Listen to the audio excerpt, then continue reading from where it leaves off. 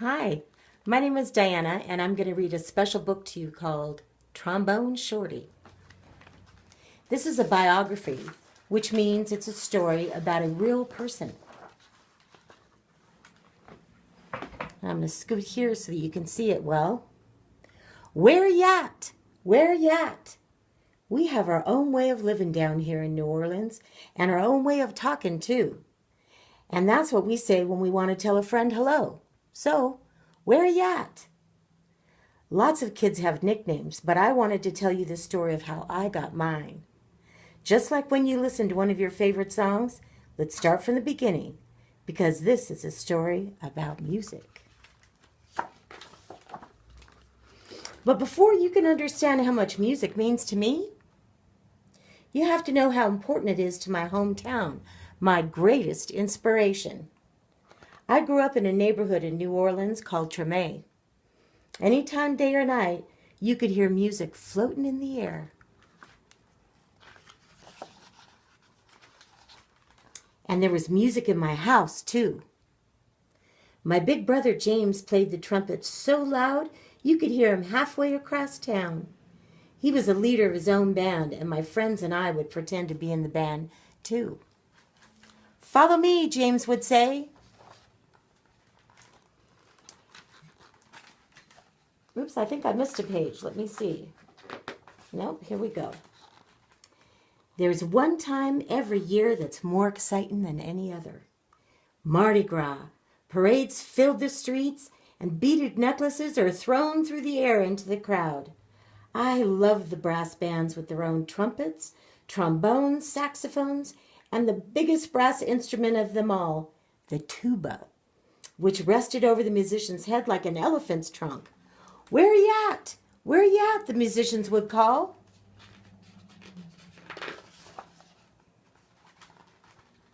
All day long, I could see brass bands parade by my house while my neighbors danced along. I love these parades during Mardi Gras because they made everyone forget about their troubles for a little while. People didn't have a lot of money in Treme, but we always had a lot of music.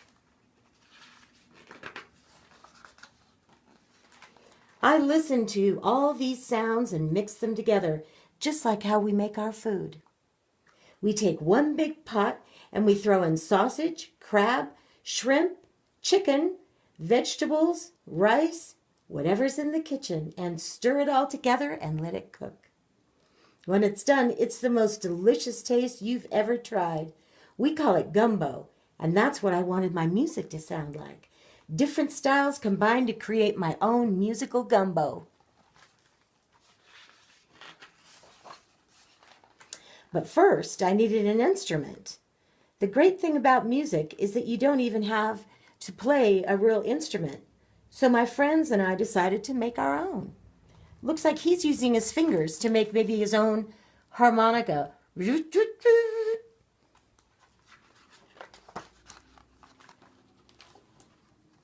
We might have sounded different from the real brass bands, but we felt like the greatest musicians in Treme. We were making music, and that's all that mattered. Then one day, I found a broken trombone. It looked too beaten up to even make music anymore. It didn't sound perfect, but finally I had a real instrument in my hand. I was ready to play. The next time the parade went by my house, I grabbed that trombone and headed out into the street. My brother James noticed me playing along and smiled proudly.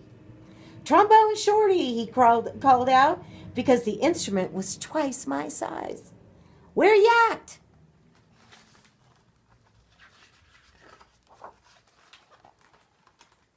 From that day on, everyone called me Trombone Shorty. I took that trombone everywhere I went and never stopped playing. I was so small that sometimes I fell right over to the ground because it was so heavy. But I always got back up, and I learned to hold it up high. I listened to my brother play songs over and over, and I taught myself those songs too. Sometimes I fell asleep with my trombone in my hands.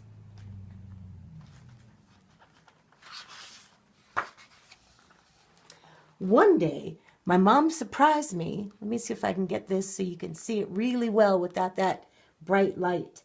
One day, my mom surprised me with tickets to the New Orleans Jazz and Heritage Festival, the best and biggest music festival in town.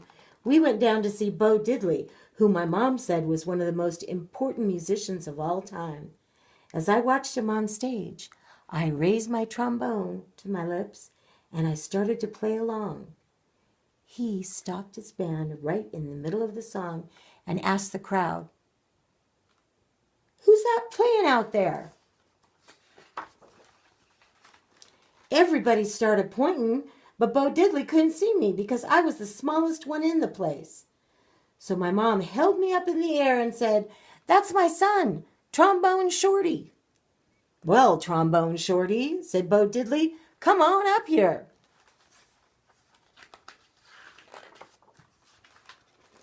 The crowd passed me overhead until I was standing on the stage right next to Bo Diddley himself. I walked right up to the microphone and I held my trombone high in the air, ready to blow.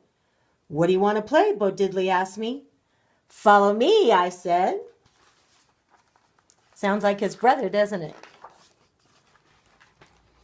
After I played with Bo Diddley, I knew I was ready to have my own band. I got my friends together and we called ourselves the 5 o'clock Band because that was the time we went out to play each day after finishing our homework.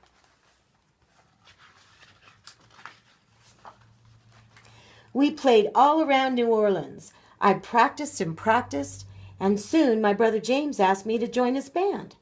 When people wondered who the kid in his band was, he'd proudly say, "That's my little brother, Trombone Shorty." "Where you at?"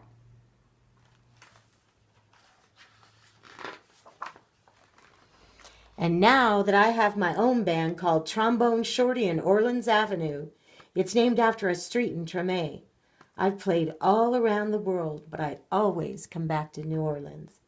And when I'm home, I make sure to keep my eyes on the younger musicians in town and help them out, just like my brother did for me.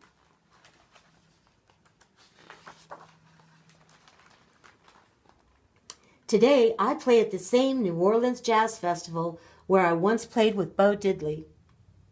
And when the performance ends, I lead a parade of musicians around just like I used to do in the streets of Treme with my friends.